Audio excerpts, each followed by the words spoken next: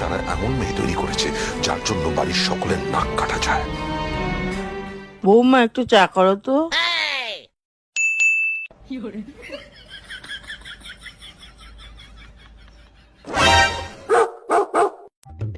বলছি 3 কাপের বেশি জল নিও না, 1 কাপ দুধ দিও কিন্তু, আর 1 চামচ চা পাতা, বেশি লিকার যেন না হয়। বলছি 2 চামচ চিনি দিও। না আসলে তুমি তো চায় চিনি খাও না, তাই বলে দিচ্ছি। আমি একটু আসছি। কি গো, চা হয়ে গেছে? এই তো বসিয়েছি তো।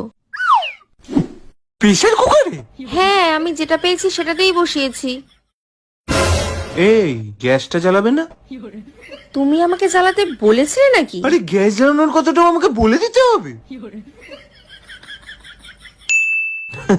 আজকে মা বৌমার হাতে প্রেসার কুকার